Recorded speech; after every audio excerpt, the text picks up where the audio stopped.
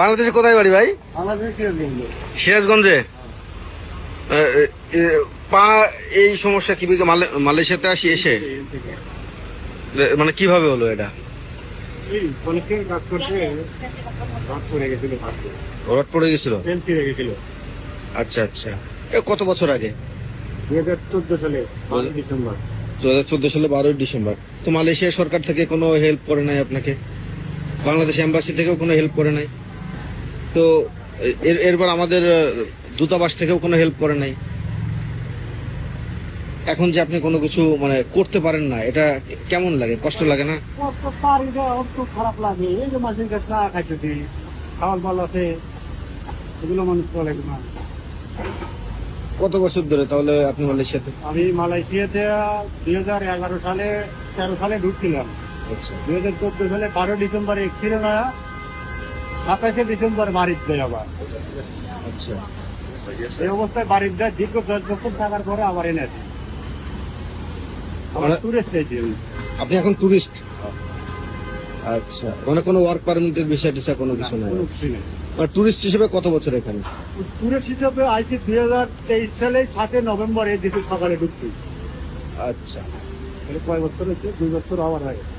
2 বছর। আর এর আগে হচ্ছে বাংলাদেশে ছিলেন যে কত বছর? 10 বছর বাংলাদেশে ছিলেন। তো আপনি যে পা কাটে ফেলতে হলো, আপনি যে প্রথমে কি মানে বৈধভাবেই ঠিকই তখন কাজ করতেছিলেন? তখনও বৈধ? তখনও অবৈধ আর কি, যার কারণে কোনো হেল্প টেল্প পান নাই আর কি। তো আপনার কি ওই সময় কোম্পানি আমাকে চিকিৎসা করে আর টিকিট কেটে বাইক পাঠাচ্ছে,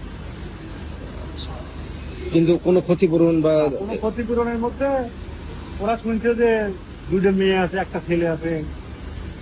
তখন ওরা ওই কোম্পানির লোকই মনে করেন যে যাতে 1 লাখ টাকা খরচ হচ্ছিল, চিকিৎসা বাবদে খরচ হচ্ছিল, আর আমি ঋণ আছিলাম, ওই ঋণটা ওরা দিয়ে দিয়েছিল। কয় টাকা?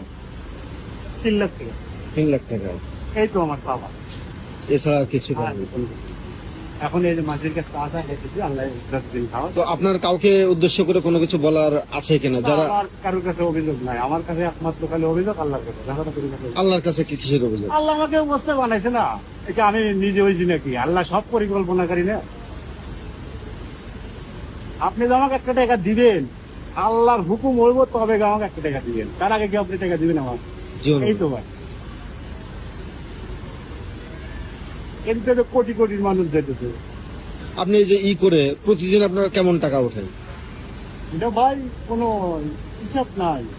সব মিলে মাসে ধরুন কত টাকাই আপনি করতে পারেন? মাসে 14-1500 টাকা আমি রুম খরচ বাদ বুঝাইতে পারি। রুম খরচ বাদ 14-1500 টাকায় কত টাকা হয়? এই 14-1500 টাকা বর্তমান একটু টাকার রেট বেশি, বর্তমান একটু বেশি। কত টাকা হবে 14-1500 টাকায়? 14-1500 দেড় লিটার।